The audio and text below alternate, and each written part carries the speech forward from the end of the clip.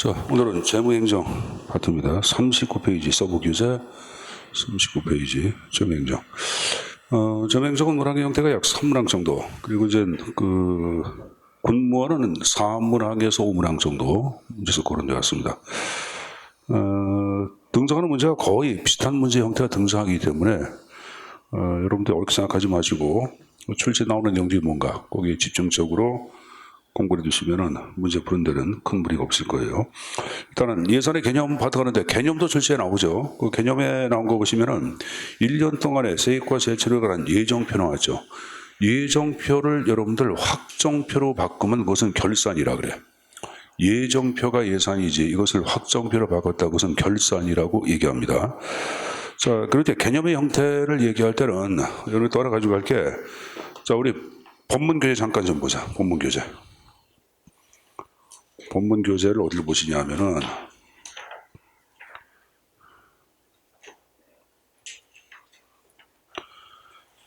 자, 페이지 545페이지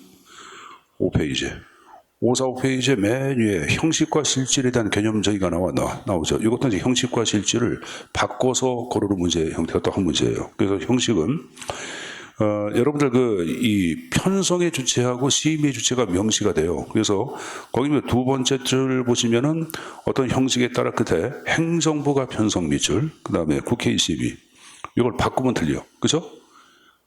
틀리겠죠? 그러니까 요 편성의 주체와 시임의 주체가 명시된 것을 보통 형식적 개념이라고 얘기하고, 실제는 좀 전에 얘기한 개념적인, 그걸 이제 실질이다라고 해서 언급을 합니다. 그래서 그렇게 뭐 형태 좀 정리해서 가지고 가야 되겠고, 자, 그리고 이제 한 장을 넘겨보세요. 546페이지 보시면은, 자, 맨 위에 공공재정 분야라는 게 나오죠, 여러분들. 그 이제 공공쟁점에서 그 안에 예산 자체를 얘기할 때는 보통 일반 회계를 예산이라고 얘기합니다. 그래서, 자, 여기 보세요. 우리 이제 정부 예산에 관한 형태는 두 가지형으로 구성되어 있는데 일반 회계가 있고 특별 회계가 있는데 우리가 보통 예산을 얘기할 때는 보통 얘기한 일반 회계를 얘기하는 거야. 특별한 존재가 없는 한 예산의 의미를 얘기할 때는 일반 회계를 얘기하고 여기다 이제 기금을 포함시켜서 기금. 거기 보시면 여러분들 밑에 기금 나왔죠. 이걸 합해서 이걸 뭐라 한다? 이걸 국가재정이라 그래. 국가재정. 여기다가 여러분들 지방재정을 포함한 것이 바로 뭐야?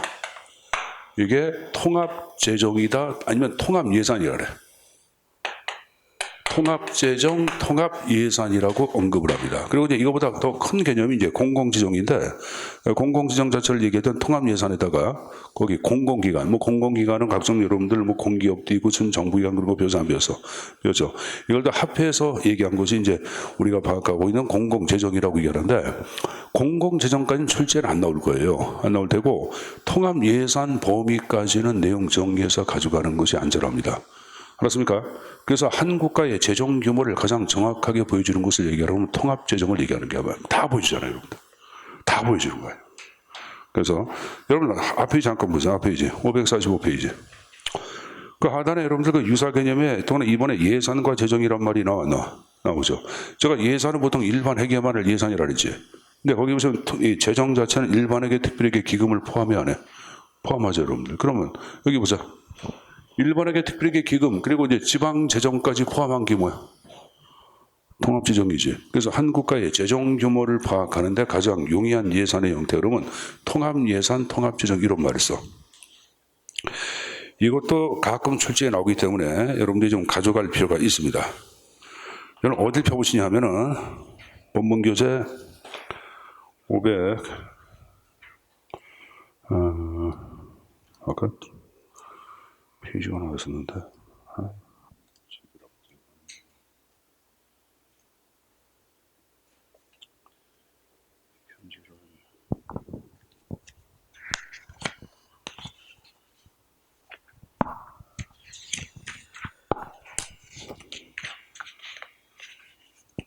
여러분들 거기 565페이지 565페이지에 보시면 통합예산이 나와요, 여러분들. 거기 1번에 보시면은 국가 재정에 포함되는 모든 예산 한데 묶어놓은 것, 밑줄 한 국가의 재정 규모를 파악하는데 제일 용이한 예산, 그러면 통합예산이란 말이 나왔나? 이것도 출제해 놨던 지문 가운데 하나. 565페이지 통합예산 동그라미 1번의 끝에 1번 첫 번째 줄 끝에 지문에 관한 형태의 숙제에서 가져가실 필요가 있습니다. 자, 다시 원위치 서브 교재. 자, 그다음 이제 중앙예산기관은 뭐 여러분들 한 국가의 재정 한 나라의 예산 편성과 집행을 총괄적으로 담당하는 기관을 중앙예산기관이라고 얘기하고, 현재 한국은 뭐 여러분들 기획재정부가 중앙예산기관의 역할을 담당한다는 걸 가지고, 거기 이제 그 반가로 이번에 한국의 재무행정기관 해가지고 삼원체제란 말이 나와 있는데, 한국의 재무행정기관은 삼원체제가 아니라 이원체제야. 뭐다? 이원체제. 다시 한번, 한국의 재무행정기관은 삼원체제가 아니라 이원체제입니다. 왜 그러냐면 한국은 중앙예산기관하고 옆에 국고수지관장기관 자체가 한 기관에다 통합되어 있어요. 그 한 기관이 바로 뭐야? 기획재정부. 이 기획재정부 자체를 얘기할 때는 예산 편성과 집행을 총괄적으로 관장하고, 아울러 국고도 관장해. 국고는 국가의 통장에 쉽게 정부 통장. 그 정부 통장까지 몽땅 다 관장하기 때문에 한국은 재무행정기관 3원체제가 아니라 2원체제하고, 여러분들 거기 3원체제 이렇게 헷갈릴 것 같은데 한국은 2원체제입니다. 알았습니까? 2원체제. 근데 하나 유의할 게, 보통 대통령 중심제를 선택하는 나라들은 3원체제야. 근데 한국은 대통령 중심제이면서 예외적으로 2원체제야. 알았습니까? 그리고 2원체제는 보통 여러분들 의원 내각제를 선택하는 나라들은 2원체제 형태를 취하는데, 그럼 내각 책임제 형태를 대표하는 나라는 어디가 있어요? 영국하고 일본. 영국, 일본은 지금 얘기한 재무행정기관 2원체제고, 한국은 대통령 중심제이면서 예외적으로 2원체제에 해당한다. 이렇게 좀 정리해서 가져가십시오. 자, 내려가서 제 2절에 예산의 기능과 원칙이 나왔는데, 자, 예산의 기능도 가끔 나옵니다. 5가지 형태 기능이 쭉 나왔어요. 재정 통제, 정치, 법적 관리, 경제적 기능. 자, 그럼 이제 재정 통제를 얘기하면 뭘까? 여러분, 정부에서 편성한 예산안은 국회의 심의 의결을 거쳐 확정이 돼야 한다. 되죠. 그럼 여러분들 예산 자체가 만들어지기까지에는 행정부의 예산이나 재정에 대해서 국회가 통제한다. 통제하는 기능을 함께 수행하고 있잖아. 이게 재정 통제야. 그래서 거기 여러분들 이 재정 통제는 의회가 행정부의 재정을 통제한다 그런 말이고, 그럼 여기 보자. 의회가 행정부의 재정을 통제할 때는 의회의 의도를 강조한 거죠. 그럼 의회의 의도를 강조한 시기는 특히 입법국가야 아니면 여러분들 20세기 행정국가야? 그 시험 문제 19세기 입법국가 때 가장 중시한 기능 그러면 재정 통제 기능, 이렇게 좀 숙제해서 가져와야 되겠고, 시험 문제는 어떻게 나오냐면 기출 문제는 현대 행정국가에 와서 그 기능이 상대적으로 감소된 것은 이렇게 나왔어요. 그러면 현대 국가는 행정국가니까 의회의 힘이 상대로 약화가 돼야 한대. 되죠? 그럼 당연히 재정 통제 기능이 19세기에 비교해 볼 때 기능이 좀 상대적으로 약화가 됐다 안 됐다? 됐다. 그것도 기출 문제입니다. 한 3년 전에 나왔던 문제죠. 그래서 여러분들 재정 통제 기능은 화살표 놓고 현대 행정 국가에 와서 그 기능 감소라고 적었어요. 그 기능 감소. 그 기능 감소. 자, 우리 업지 이거 거기 여기 직원 우리 알바하는 친구 있거든, 남자 직원. 그런데 이거 좀 하나 좀 달라고 하면 줄 거야.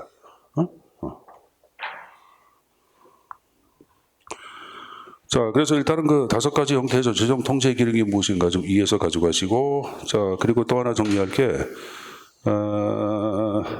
거기 이제 5번째 경제적 기능 해가지고 4가지 형태가 좀 나와서 안 나왔어? 나왔죠. 이건 거기다 적어놓자. 안성재배. 경제안정, 경제성장 촉진, 소득재배분, 자원배분에서 4가지 형태. 그래서 예산의 경제적 기능이 아닌 것 고르는 문제 한 문제. 알았습니까? 자, 근데 이제 재정학자 머스 그레이브라는 학자가 있어요.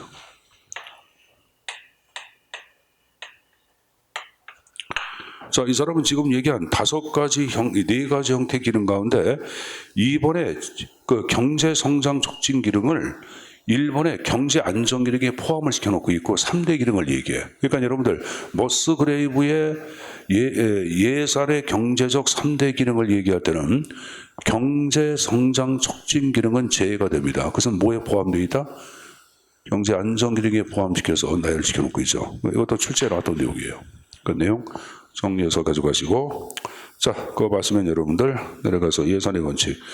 자, 예산의 원칙은 출처의 빈출을 무조건 제가 A급이라고 얘기했죠. 한 문제는 꼭 나오기 때문에 내용 본인 것으로 만들어서 정리해서 가져가야 합니다. 자, 일단 예산의 원칙은 예산의 집행 과정에서 준수돼야 할 준칙을 예산의 원칙이라고 언급을 하죠. 그래서 그게 전통적 예산의 원칙이고 또 하나 뭐가 있어요? 현대가 있죠. 자, 근데 이제 여기 보자. 현대는 여기 안 나왔는데 현대는 행정부를 위해서 만든 예산의 원칙이야. 그 행정부 중심이란 말을 쓰고 행정부가 스스로 관리하고 기획한 바에 따라서 예산을 운영해야 한다. 그래서 이것을 관리 기획의 원칙이라고 그래요. 현대를. 그리고 현대를 얘기한 학자는 누구냐? 스미스가 얘기해. 그래서 이름을 스미스의 예산의 원칙이라고 표현하기도 합니다. 다시 한번 스미스의 예산의 원칙이라고 표현되는 것 현대라고 얘기했어요, 여러분들. 현대 거는 거의 출제 안 나오죠. 그래서 여러분들 거기 전통적 예산의 원칙 8가지 형태가 나왔고 예외를 묻는 게 굉장히 중요하다고 이 계산이 있어요. 그렇죠, 여러분들. 공개성 원칙은 예산의 주요 내역이나 단계는 국민들한테 공개해야 한다. 이게 바로 공개성 원칙이야. 그럼 지금 공개성 원칙에 예외가 되는 게 뭐가 나왔어요? 국방비가 나왔고 또 하나 여러분들 국가정보원 예산을 얘기할 때는 공개성 원칙에 예외가 된다라고 생각하시면 됩니다. 공개성 원칙의 예외 알았습니까?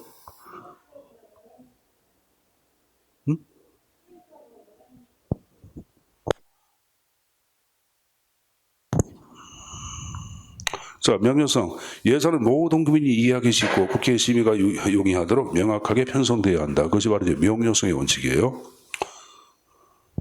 자, 그러면 이제 명료성 원칙.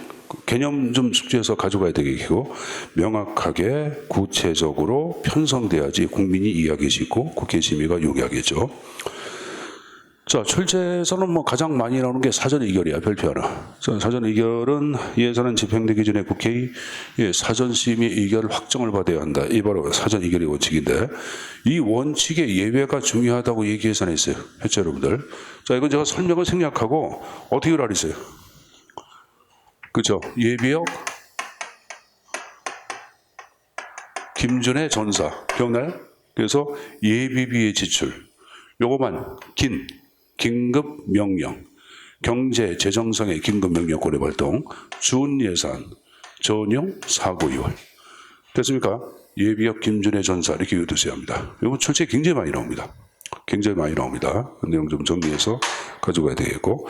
자, 그 다음에 이제 단일성 원칙은 국가예산은 두 개가 아닌 하나로 존재해야 한다. 이 바로 단일성인데, 이 단일성 원칙 외에는 제가 단초 특기라고 얘기해서 안 했어요. 했죠? 단초 특기. 그래서 여기 특별회계 추가 경정 예산 기금은 단일성 원칙의 예외라고 얘기했을 거예요. 자, 엄밀성은 예산과 예산은 거의 일치가 돼야 한다. 엄밀성을 얘기하고, 자, 한전성은 예산은 정해진 목적, 정해진 금액, 정해진 기간 내에 한정되어 집행돼야 한다. 그걸 얘기하는데 시험 문제는 예외가 많이 나오죠. 그래서 일단은 목적의 한정성 원칙 예외 이용과 전용. 자, 그러니까 제가 이용은 뭐라 그랬어요? 입법 과목 간의 상호 융통을 이용이라고 그랬고, 전용은 행정 과목 간의 상호 융통을 전용이라고 배워서 안 배웠어. 배웠죠. 시험 문제는 이 전용과 이용에 대한 개념 정의뿐만이 아니라 여러분들 입법 과목하고 행정 과목을 구분시키는 문제를 출제해 나왔지. 그건 기본적인 문제인데. 그럼 입법 과목 자체를 대표하는 건 뭐야? 장관항.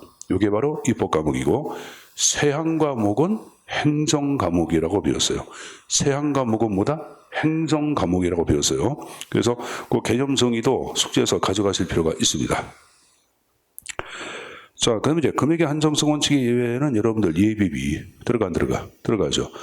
여러분들 금액의 한정성 원칙의 예외는 예비비만 있는 게 아니라 추가 경정 예산도 금액의 한정성 원칙의 예외로 볼 수 있는 거예요. 뭐도? 추가 경정 예산도.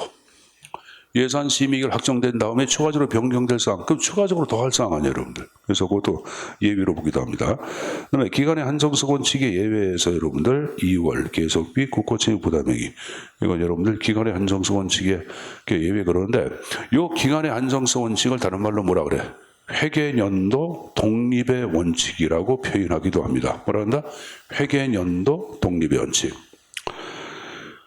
다시 한번 기간의 한정성 원칙을 회계연도 독립의 원칙이라고 얘기합니다. 예외를 꼭 가져가야 돼요, 여러분들. 이거 말고 이제 뭐 기간의 한정성 원칙 예외, 그럼 관연도 수입, 관연도 지출 들어가. 관연도시, 관연도 지출도 기간의 안정성 원칙 예외에 들어가는 거예요, 여러분들. 자, 그거 좀 숙제해서 가져가시고. 여러분, 국고채의 부담행위 같은 경우에는 여러분 여기 보자. 여기 보자. 국가 재원이 확보된 상태에서 하는 게 재원 확보 없이 하는 게. 국가 재원이 없는 상태에서 확보 없이 외상으로 하는 공사 계약이라고 얘기해 있어요. 했죠? 그럼 재원 확보 없이 막 하는 거니까 이것도 금액의 한정성 원칙이 예외에 들어가는 거야. 그러니까 여기 금액의 한정성 원칙의 예외, 예비비, 추가 경정 예산. 또 하나 뭘 얘기했어요? 국고채의 부담행위. 국고채의 부담행위는 금액의 한정성 원칙의 예외에 들어가기도 하고 또 기간의 한정성 원칙 예외 둘 다 들어간다 안 들어간다? 들어간다. 그런 것 정도는 정리해서 가져가십시오. 자, 통일성 원칙 출제에서 많이 나오죠, 별표. 그 사전 의결과 통일성 원칙이 출제 전체 60%를 차지해 이게 나올 때는. 자, 특정한 세입이 특정한 세출로 연결돼서는 안 된다. 설명 생각하겠습니다. 그 원칙에 의해 저 어떻게? 목수특기 기억났나? 목수특기, 목적세 특별회계 기금. 하나 빠진 게 수입대체경비. 하나 빠져 있는 게 수입대체경비. 이거다 통일성 원칙의 예외라고 얘기했죠, 여러분들. 자, 완전성 원칙은 모든 세액과 세출은 여러분들 어떻게 예산서에 기록이 돼야 돼야 돼.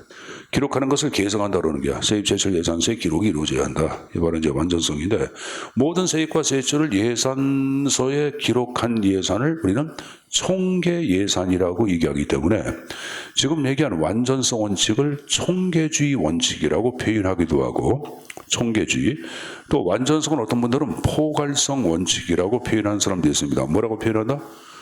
포괄성 원칙. 거기 예외, 순계예산, 기금, 여러분들, 그쪽 현물 출자, 전대차건, 수입, 대기업비 다 가져가야 돼. 다 기출 문제야, 여러분들. 최근 문제가 부상한 게 또 완전성이야. 그래서 여러분들 사전 의결하고 통일성 다음으로 많이 나오는 게 완전성입니다. 이건 여러분들 그 개념하고 예에다 숙제에서 정리해서 가져갈 거야. 자, 문제 연구한 거 보자. 다음 중 올바르게 연결하지 못한 거. 1번에 사전 의결의 원칙에 대한 예외, 계속비. 계속비는 뭐의 원칙이 예외야? 기간의 안정성 원칙이 예외지. 무조건 1번 잘못했고. 이번에 통일성. 아까 통일성 원칙이 예외, 목수 특기 배운 거 기억났나? 기억나죠? 그거 맞고. 단일성은 단초 특기. 그러니까 기금 들어가죠, 여러분들. 회계연도를 얘기할 때는 기간의 안정성 원칙이 예외. 아까 2월 계속비, 국고채의 부담액이, 관연도 지출, 관연도 수입 얘기해서 있어요. 했죠? 그러니까 맞고. 자, 총계주의 원칙이 바로 뭐예요, 여러분들? 완전성 원칙이라고 얘기 예전했어요. 했죠? 원칙 예외, 순계주의 예산은 순계 예산을 얘기하는 거죠. 그러니까 맞죠, 여러분들? 그렇게 좀 정리해서 가져가시면 되겠네요. 자, 다음 페이지 예산의 분류. 자, 예산의 분류도 출제 빈출이 B급이야. 그러니까 이것도 한 문제가 배정될 개연성이 있다고 보고 내용 정리해서 가져가셔야 합니다. 자, 예산의 분류를 대표하는 것들, 자, 교재 이제 기능별 분류, 경제, 성질, 조직, 품목별 해가지고 4가지 형태가 쭉 나와 있을 거예요. 그죠? 자, 일단 기능형 분류를 얘기할 때는 국가의 주요 기능에 따라 이 기능은 목적과 같다 그랬죠. 분류하는 것이 기능별 분류고 일반적으로 대분류 방식이 바로 뭐다? 기능별 분류라 그랬어요. 대분류 방식, 포괄적인 분류. 그래서 방위의 기능, 방위비, 교육의 기능, 교육비. 알았습니까? 사회 개발의 기능, 사회 개발비. 이런 식으로 포괄적으로 표시가 되는 게 기능별 분류라고 얘기했을 거예요. 이 기능별 분류 자체를 얘기할 때는 일반 시민 자체들이 좀 이해하기 쉽게 예산을 분리한 특징이 있어요. 방위라든가 여러분들 우리가 좀 전에 얘기한 교육이라든가 뭐 경제 개발이라든가 이런 것도 일반 시민들이 이해하기 쉽죠. 그래서 이걸 일반 시민을 위한 분류라고 얘기하고 정보 활동에 대한 국민의 이해를 증진시키는 거 기능별 분류죠. 그 박스의 장점 맨 밑에 국민의 정보 활동에 대한 이해 용이란 말이 나왔죠. 그럼 국민의 정보 활동에 대한 이해가 용이하기 때문에 입법부의 예산 심의도 쉬우려. 쉽겠죠. 장점의 두 번째 입법부의 예산 심의 용이란 말이 나온 거예요, 여러분들. 알았습니까?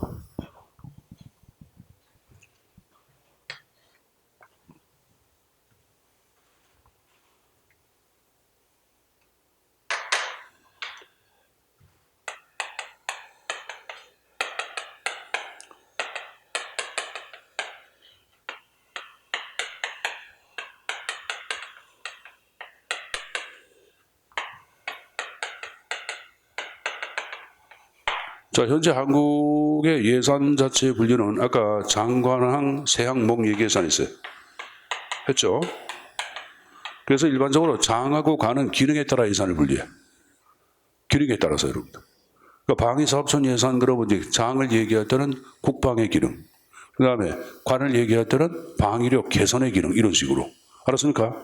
그리고 여기에 다음에 구체할 때는 사업계획이 만들어져. 뭐 만들어진다? 사업계획. 그러면 여기 보자. 이 행정부에서 사업계획을 수립할 때는 이전에 뭐가 있어야 돼? 기능에 관한 내용들이 먼저 나와야 돼, 안 나와야 돼? 여기 보자. 여기 내가 장을 얘기할 때는 국방, 여기는 방위력 개선. 그래서 방위력 개선을 위한 각종 사업계획이 있어야 돼, 없어야 돼? 있어야 되겠죠. 뭐 함정사업 이런 식으로. 이걸 구체적인 단위사업이야.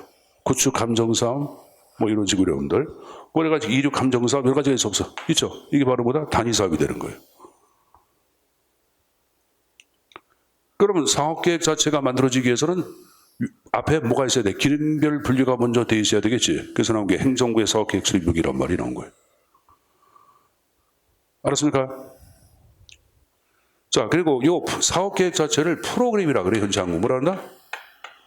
프로그램. 예산 제도 가운데 프로그램 예산 제도라는 게 있어요. 현재 한국에서 쓰고 있는 예산의 형태는 프로그램 예산 제도예요. 그러면 이 프로그램 예산에서 이 사업계획, 이 프로그램 자체는 바로 뭐냐 하면은 이것이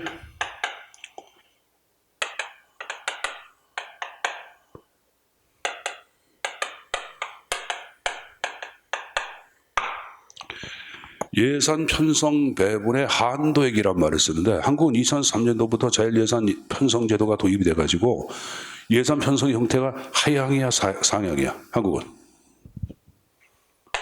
하향식이에요, 여러분들. 그래서 위에서 총액을 내려줘. 그럼 총액 범위 내에서 여러분들 자율적으로 예산을 편성하도록 돼 있어요, 여러분들. 물론 이제 편성을 한 다음에 다시 올려서 상급기관의 승인을 받아야 되겠지만은 얘네는 게 아니라 무조건 아래에서 위로 올라가는 예산 편성을 상향식 예산 편성이라고 그래. 자, 여기 보자. 이 상향식 예산 편성은 아버지가 여러분들 사업이 잘 돼. 그럼 여러분들 앉혀놓고 야, 너희들 용돈 얼마인지 얘기해. 그럼 여러분들 어떡하냐? 만약에 10만 원 필요한데 10만 원 올리지 않지. 얼마 한 20만 원 올려 안 올려? 올립니다. 뭐 책 하나 사는데 5만 원짜리 6만 원에 올리고 막 그래 안 그래?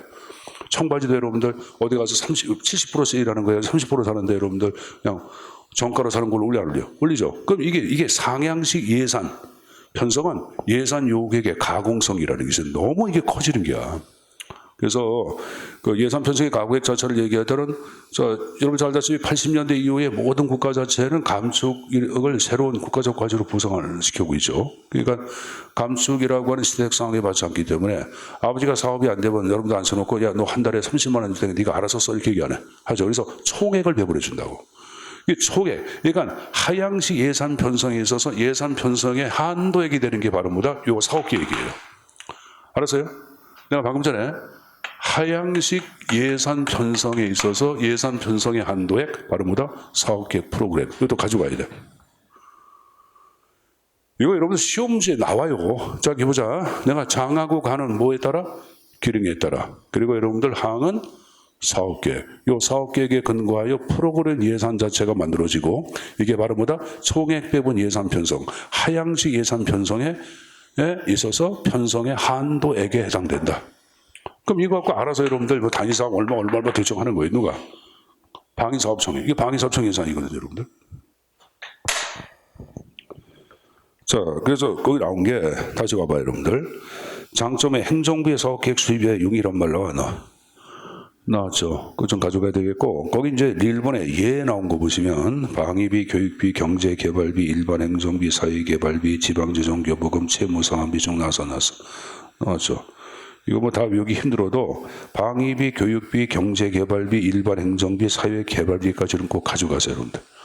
알았습니까? 지방재정, 교부의 기능, 채무상환의 기능도 가져가면 좋은데, 자, 근데 이제 내가 하나 물어볼게. 선생님 보자.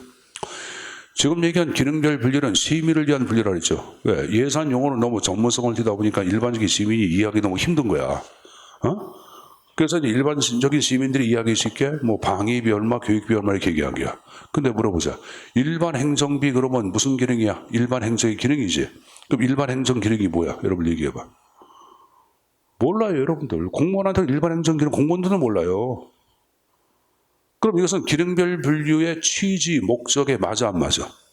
안 맞아요. 그럼 어떡하냐면은 가급적 다른 기능으로 다 표시를 다 하되 도저히 표시할 수 없는 거 있죠? 이건 잡다한 것은 묶어가지고 바로 보다 일반 행정비로 해라. 그래서 일반 행정비는 가급적 적게 책정. 화살표 놓고 일반 행정비 가급적 적게 책정이라고 적어놓으세요. 적게 책정. 일반 행정비 가급적 적게 책정해라 이렇게 얘기하죠.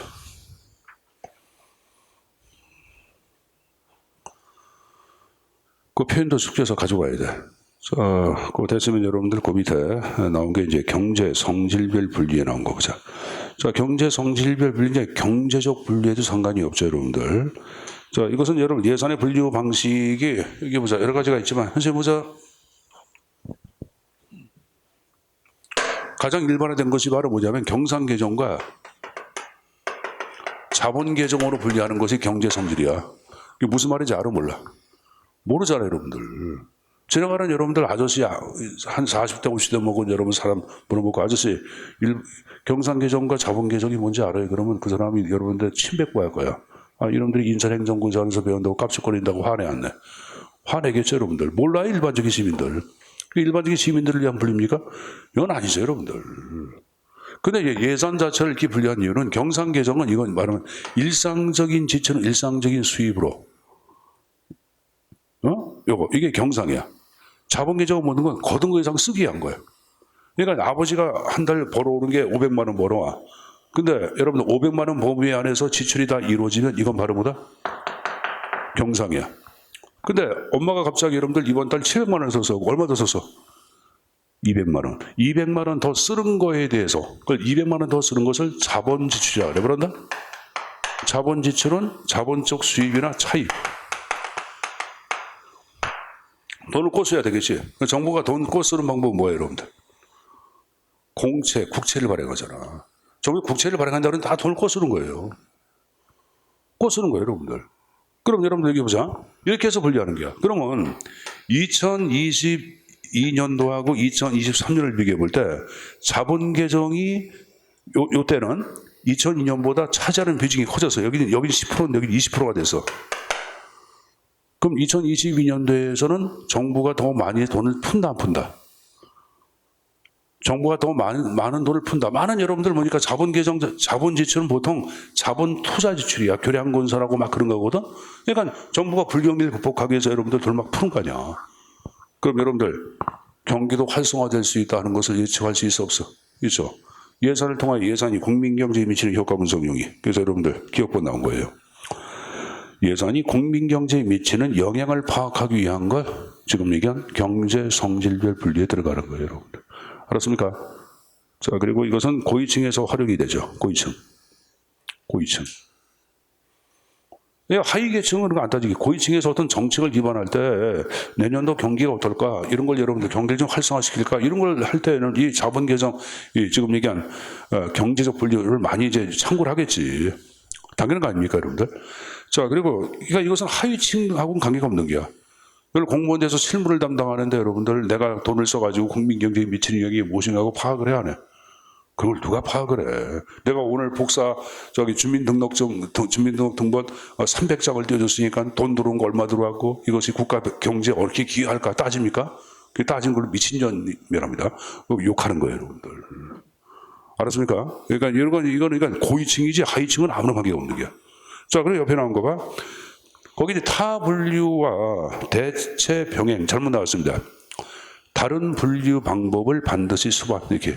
다른 분류 방법을 반드시 수반.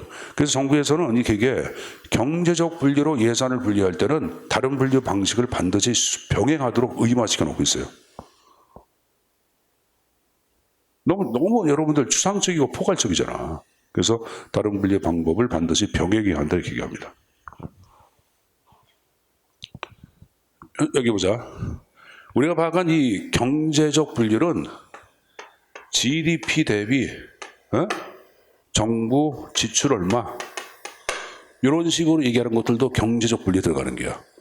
그럼 GDP 대비 정부 지출이 작년도에 30%였다. 올해 45%였다. 그러면 올해는 더 많이 더 쓴다 안 쓴다? 쓴다 그런 거 아니에요, 여러분들.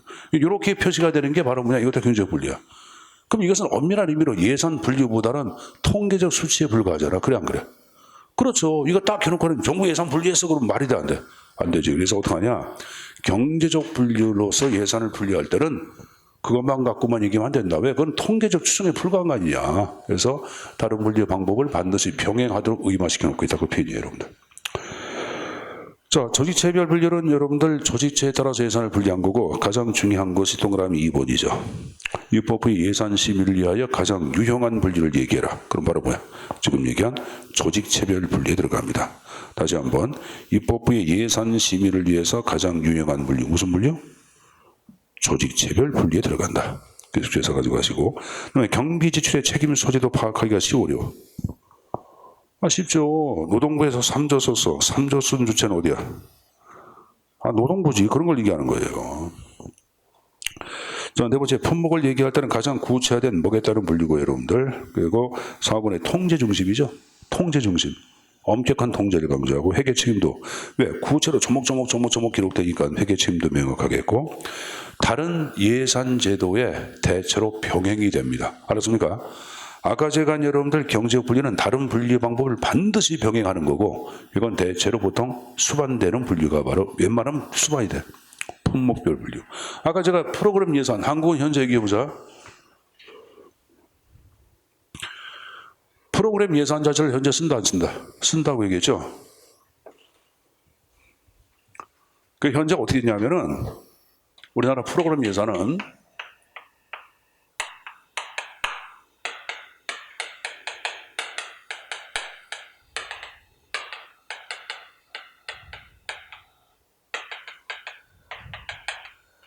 이렇게 돼 있어. 그래서 요놈하고 요놈을 얘기할 때는 기능별 분류야. 무슨 분류? 이거 뭐야? 사업계획이고 이건 말 그대로 단위사업이고 이게 뭐야? 이게 장, 관, 항, 세항, 목이야. 그리고 맨 끝에 이제 목으로 여러분들 뭡니까? 말 그대로 품목을 표시하려고 되어 있다고 여러분들. 알았습니까? 현재 우리나라의 프롬 예산의 예산 분류 방법인데 장관항, 세항목을 분야, 부문, 프로그램, 단위사업, 목의 형태로 표현해 놓고 있어요, 여러분들. 그러니까 시험제 나올 때는 분야, 부문, 프로그램, 단위사업, 목에 따른 예산의 분리를 갖고 있는 제도는 그럼 뭐다? 프롬 예산이다 이렇게 가지고 가야 되겠고 분야, 부문은 뭐에 따라서? 기능에 따라서 한다. 그리고 분야, 부문은 장관에 해당된다. 이런 식으로. 알았습니까? 프로그램 뭐에 해당된다? 항에. 그리고 단위사업 뭐에 들어간다? 세항에. 그리고 맨 마지막에 목은 말 그대로 품목별 분류, 목에 해당된다. 이렇게 숙제에서 가져가십시오. 말랑부에 말씀드린 거예요. 자, 그럼 오른쪽에 이제 문제 좀 보자. 문제 1번. 다음은 예산 분리에 관한 내용이다. 올바른 거. 1번. 경제적 분류는 심의를 위한 분류. 제가 심의를 위한 분류는 아까 뭐라 했어요? 기능별 분류. 이번에 기능별 분류는 입법부 예산심의에서 가장 유용한 분류. 여러분 입법부 예산심의에서 가장 유용한 것은 조직체별 분류야. 만약에 조직체에 따라 예산이 분류가 안 되어 있으면 국회 예산심의가 불가능해. 누굴 대상으로 심의를 할 수가 없잖아. 그래서 2번은 기능이 아니라 뭐로 바꿔야 한다? 조직체. 1번, 2번 다 잘못했고 3번 가장 전통적이고 오래된 것은 품목인데 만약에 품목이 안 나왔다 그러면 조직체별 분류가 2순위야. 품목이 안 나왔으면 조직체. 그다음에 네 번째 조직체별 분류는 예산이고 예산이 국민경제에 미치는 효과 분석은 경제적 분류에 들어가겠죠. 답은 몇 번 여러분들? 3번이죠. 자, 보충의 예산의 유형. 자, 예산의 유형도 한 문제 정도로 봐야 되겠고. 자, 본 예산 나온 거 보자. 최초에 국회에 상정된 예산이야? 상정해서 심의 의결 확정된 예산이야? 잘 보세요. 상정한 게 아니야. 상정하여 심의 의결 확정된 예산이야.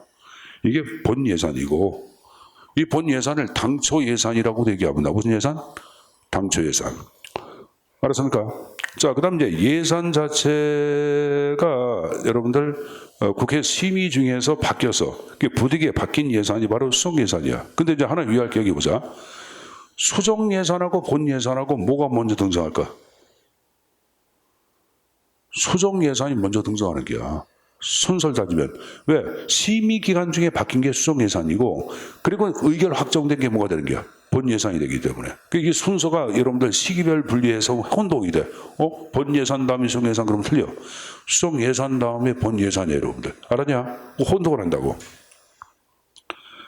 추가 경정 예산은 확정된 이후에 추가적으로 변경할 목적으로 만들어진 게 추경 예산인데, 이 추경 예산은 여러분 출제에 나오는 것이 추경 예산의 편성 사유를 묻는 게 시험지에 나와요. 그러니까 편성 사유를 꼭 가져가야 돼. 편성 사유. 우리 편성 사유 배웠어 안 배웠어? 89죠. 자, 여러분 교재 잠깐 좀 보자.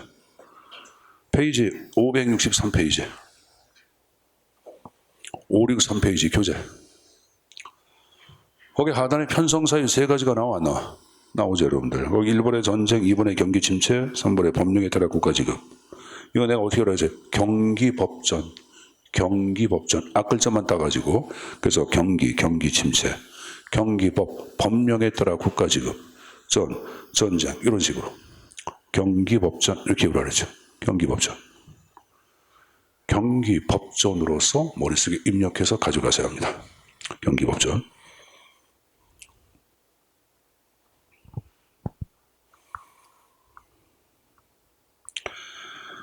자, 편성사유 가져가라고 얘기했고, 자, 다시 여러분들 교재 보충학습의 2번에 준예산, 잠정예산, 가예산 자체를 얘기하던 예산 불성립 증서하는 임시예산의 형태라고 배워서 안 배웠어? 배웠죠. 그래서 여기 여러분들 가예산, 잠정예산, 준예산 가운데 현재 한국 정부가 채택하고 있는 것은 준예산인데 하나 유의할 게 채택만 했지 중앙정부 차원에서 실질적으로 사용한 적은 없습니다. 다시 한번, 준예산은 채택만 하고 있을 뿐이지 국가적인 차원에서 사용한 적이 있다 없다? 없다. 근데 지방정부에서는 채택을 한 적이 있어요. 지방정부에서는. 근데 여기 보자. 문제가 나올 때 이렇게 나왔어요. 한국에서는 사용한 적이 없다 해가지고 맞는 거로 나왔어. 근데 그 지문에 약간 문제가 있지. 왜? 지방정부는 한국 아니야? 한국이지. 그러니까 문제를 낸 사람이 중앙이 개입된 거예요. 근데 여러분들 하여간에 행상 문제나 모든 문제는 사람이 문제를 내야 안 돼. 내다 보니까 사람의 주관이 개입되기 때문에 이건 여러분들 지방정부도 한국에 들어가니까 이거 여러분들 틀린 지문이라고 생각하지 마시고 그럴 땐 다른 지문을 보고 좀 가져가야 돼. 그러니까 어떤 사람은 한국에서 사용한 적이 있다. 그거 맞다고 얘기하시겠지. 왜? 부안군이라든가 성남시는 채택해서 쓴 적이 있거든. 그러니까 이건 여러분들 상황들에 따라 약간 가변성을 띠요, 여러분들. 그러니까 그건 여러분들이 어느 걸 하나로 제가 획일적으로 답은 얘기 못하는 이유가 그 이유 때문이에요, 여러분들. 알았습니까? 근데 중앙정부나 국가적인 차원에서 그럴 땐 사용한 적이 없다고 만든 게 채택만 했을 뿐이지. 자, 그리고 거기 여러분들 그 가예산은 우리나라 제1공태 채택했다. 그거 하나 좀 숙여서 가져가야 되겠고. 그다음에 잠정예산 자체는 사용기간 무제한이고 국회 사전 의결 필요하고 맨 끝에 내 나라 배운 거 기억나 안 나? 내가 잠수하여 영일 만에 가서 미역해다 이 결말했지? 잠수하여 영일 만에 가서 미역해다 이 결말했어? 영국, 일본, 미국, 캐나다. 자, 전 예산은 사용기간도 무제한이고 국회 사전 의결도 필요 없고 맨 끝에 독일과 한국 나와서 안 나왔어? 나왔는데 한국만 외우세요. 한국만 채택하고 있다. 근데 준 예산은 여러분들, 자, 아까 우리 페이지 폈던 거 펴보세요. 중요한 게 또 564페이지. 헌법 제54조 3항에서 준 예산의 사용 대상 자체를 세 가지 형태로 한정하고 있죠. 거기 중간에 쌍가루 준 예산 동그라미 2번에 기업법 나온 거 봐. 헌법이나 법률에 설치된 시설 및 기관의 운영 유지비, 니은물의 법률상 지출 의미 경비, 세 번째 이미 예산성인대 사업의 개수행 세 가지가 나오는데 거기 니은번의 법률상 지출 의무 경비를 대표하는 게 뭐가 있어요? 인건비, 사무처리 경비. 인건비, 사무처리 경비. 풀어서도 시험 문제가 나올 수 있는 거예요. 인건비, 사무처리 경비. 그 다음에 디귿번에 이미 예산으로 승인된 사업의 계속적인 수행은 뭘 의미하냐? 이건 계속비를 의미하는 거예요. 뭘 의미한다? 계속비. 자, 그 정도는 정리해서 가져가야지. 그 정도는 정리해서 가져가야지, 여러분. 본인 것으로 만들어 가야지.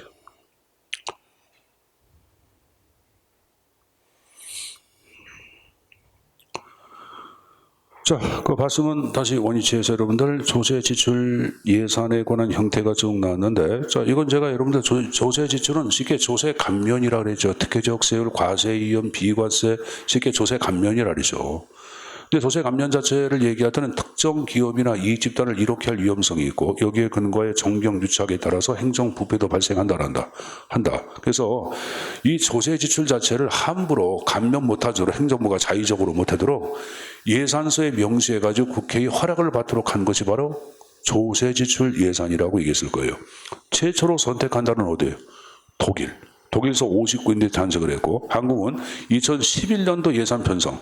2011년도 예산 편성, 그러니까 2010년도 편성이겠죠. 11년도 예산 편성 때부터 지금 얘기한 식으로 조세지출 예산 제도를 도입했다. 이건 숙제에서 가지고 가야 돼. 조세지출 예산 자체는 출제에 나올 개연성이 굉장히 커요, 여러분들. 자, 탈세 들어가는데 탈세도 합법적인 탈세야. 알았습니까? 그리고 조세지출은 지출한 만큼 민간 기업을 보호하는 효과를 가져와 안 가져와? 가져오죠. 그래서 이름을 숨겨진 보조금이라고도 했습니다. 자, 그럼 여러분들 거기 이제 문제 나온 거 봐. 자, 문제 1번. 조세출 예산에 관한 설명으로 가정을 취하는 거. 1번. 조세 감면 조치는 경제 개발 계획을 추진하는 과정에서 특정 사업을 육성하기 위한 유효한 정책 수단의 유형에 해당된다. 2번. 조세 감면은 조세 특혜 합법적 탈세 숨은 보조금이라고도 한다. 맞습니까? 맞고, 그다음 3번에 조세 지출은 법률에 따라서 이루어지는 것이므로 경직성이 크다. 맞아요, 여러분들. 법률에, 각종 법률에, 개별 법률에 조세 지출에 대한 규정이 있다고. 그럼 현수해 보자. 그럼 조세 지출, 조세 감면에 관한 규정이 있다고. 그러면 규정이 한번 만들어지면 개정하기가 어려워. 어려운 거예요. 법률을 개정해야지 이걸 수정할 수 있는 거 아니야. 그러니까 법률 개정 쉬운 게 아니에요, 여러분. 봐봐. 국회에 뭐 법률 제출하면 여러분들 쉽게 개정이 돼, 안 돼? 안 돼요. 그럼 한 번 만들어지면 계속 가, 안 가? 계속 가죠. 이게 경직성이 강하다 그런 말씀이는 거예요. 사법편이 이해해서 무슨 말인지? 4번에 우리나라의 행정안전부. 행정안전부가 하는 것이 아니라 기획재정부야. 기획재정부는 조세 감면, 비과세, 소득공제, 세액공제, 우대 세율 적용 또는 과세위원 등의 조세 특례로 어쩌고 저쩌고 해가지고 조세출 예산서를 작성해야 한다. 그런 말 나오죠. 행안부 장관이 아니라 기획재정부 장관이 제출을 하도록 되어 있습니다. 알았습니까? 여러분 여기 보자. 조세 지출 예산은 국제적 무역 마찰 소지가 크다. OX. 이건 여러분들 어떤 분야에 대해서 세제상의 혜택을 준다고 이걸 예산서에 기록해서 외부로 알리는 거예요. 공개하는 거예요. 그럼 다른 나라가 볼 때 너희들 자동차 분야에 대해서 너희들 감세해줬지? 우리도 해줘. 이런 식으로 여러분들 요구할 수 있다고. 이것에 근거하여 국제적 무역 마찰 소지가 등장할 위험성이 있어서 있다고는 단점도 내포되어 있는 거예요, 여러분들. 잠깐 봐봐. 오늘 교재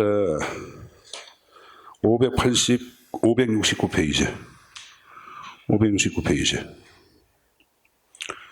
거기 박스에 장단점 나오죠. 장점 1번 나온 거 봐. 재정민주주의고요. 알았습니까? 저기 보자. 선생님 보자. 왜 재정민주주의야? 재정민주주의는 모든 재정주권 누구한테 있다? 국민한테 있다. 근데 고전적 의미는 국민의 대표가 아닌 의회가 있다. 이게 바로 고전적 의미야. 의회 재정주권주의가 고전이고 현대는 납세자 재정주권주의야. 그럼 하여간에 국민의 대표기관 의회가 여러분들 어떡합니까? 조세 지출, 조세 감면 자체를 통제하는 거 아니야. 그럼 의회 민주주의 구현에 이바지 안 해? 하죠. 일본은 그 편이에요. 자, 그 다음에 3번에 만성화된 조세 지출을 효과적으로 통제할 수 있겠고 이를 통하여 조세 제도 및 행정 개선에 도움을 줘, 안 줘?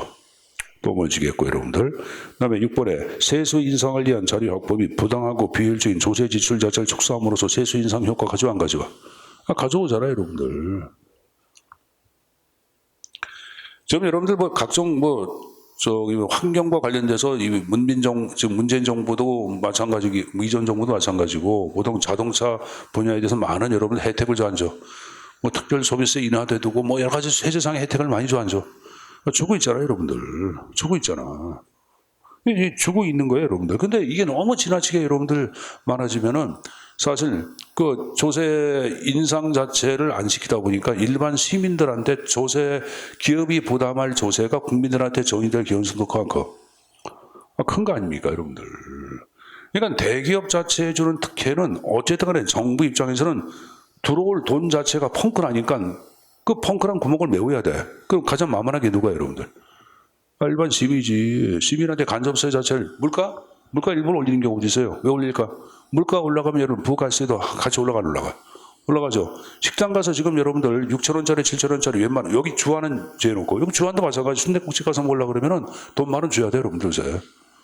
과거 여러분들 6,000원짜리가 여러분들 10,000원 됐어. 그러면 간접세가 얼마 여러분들? 10%니까 6,000원짜리 600원 국가에 낸 게 이제는 얼마 내야 돼? 1,000원 내야 돼. 국가는 좋아 안 좋아? 좋지. 그럼 순댓국 사 먹는 게 우리 일반 시민이야? 여러분들 이건이야. 이건 죽었지. 못 먹겠네. 그럼 여러분 이재용이야. 누가 순댓국 먹어? 우리가 처먹지. 우리 같은 서민이. 그러니까 여러분들 우리가 생각할 때는 항상 조금만 생각하는 거야. 조금만. 야 이게 대기업의 혜택을 주고 그러니까 여러분들 못 사는 사람들이 지가 잘 사는 줄 알고 자본주의 잘 유지하고 그러지 마세요 여러분들. 그러지 마세요. 미국으로 가 그럼. 미국 가서 거지돼 거지. 그래야지 자본주의의 톡톡한 맛을 보세요 여러분들. 우리가 살고 있는 사회 자체는 없는 사람이 사는 사회야. 없는 사람을 위한 사회가 돼야 돼요 여러분들. 누구야 그 심상정이 얼마나 기분 좋아 말하는 거 봐봐. 이거. 그런 여자가 대통령이 있으면 좋은데. 도덕성도 있고. 아니 지금 그 여야의 탑 둘은 이상한 애들 아니야. 그래 안 그래? 한 애는 찌질이가 또 있지 안철수. 걔는 찌질이만 아니면 괜찮은데 찌질거려가지고 인기가 없고 찌질이한테 국가를 비킬 수는 없잖아. 근데 부패한 애들보다는 낫지 않을까? 도덕성이 없는 애보다는 찌질이 낫지 않을까? 그러니까 안철수는 말투만 좀 바꾸면 좋을 것 같은데 근데 그 말투 갖고 따지면 여러분 현 문재인 대통령도 문제가 있어 없어? 혀가 없잖아. 혀가 다른 사람한테 4분의 3밖에 안 되잖아. 그렇게 흠잡으면 끊임이 없어요, 여러분들. 자, 이간에 내일 모레 선거 때 잘 찍으세요. 어떤 여자는 영부인이 되면은 권력의 맛을 보여준대. 그러니까 별 여자 다 있어요, 여러분들. 그러니까 여러분들이 잘 판단해서 하십시오. 아유. 김정인이라고 여러분 섞으라고 여러분들 선생님 김정인 되게 싫어하는데 그 국민의힘 여러분들 그 선거대책 본부장 했다가 이게 갈라서 있잖아. 김정인 몰라요? 노인네. 박근혜 캠프 때 참여해가지고 박근혜 대통령 만들고 막 그런 애 있잖아요, 여러분들. 걔는 선거 때마다 다 들어가. 그게. 근데 그 친구가 그런 얘기 하더라고. 대한민국은 나무래 시대에 빠졌다. 둘 중에 하나가 될 텐데, 그럼 이제 나라가 더 이상 희망이 안 보인다. 그런 얘기 했다고. 그저께. 그러니까 걔가 그렇게 얘기할 정도면 여러분들, 두 사람이 갖고 있는 우리가 모르는 후한무치한 그런 면들이 굉장히 많다고 봐야 돼, 안 봐야 돼? 봐야죠, 여러분들. 나는 근데 개인적으로 윤석열은 절대 안 찍어. 진짜 안 찍어. 둘이 낫다 그러면 이쪽이 조금 나. 자, 그만. 근데 이제 둘 다 군대도 안 갔어. 나는 여러분 이재명이 군대 안 간 건 이해해. 왜 기계 돌리다가 다친 거 아니, 노동자에서. 윤석열이는 눈이 사신가 뭔가 해가지고 육군 면제 받았어.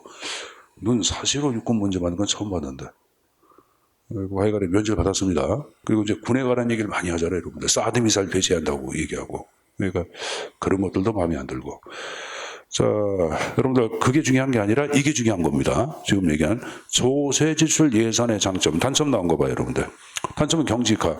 왜 경직화를 가져와요, 여러분들? 조세 지출 예산 같은 경우는 행정부의 재량을 여러분들 확대해 축소하는 거 아니야. 그러니까 축소는 지 마음대로 못 하잖아요, 경직화. 그다음에 2번은 아까 조세 지출 국제사회에서 무역마찰 소지가 있다고 계산했어요. 했죠. 이번에 관한 표현입니다. 그래서 그 형태 좀 숙제해서 내용을 가져갈 필요가 있습니다. 자, 여기까지 봤으니까 우리 좀 쉬었다가 좀 문제 계속 풀어볼까? 쉬었다 하자.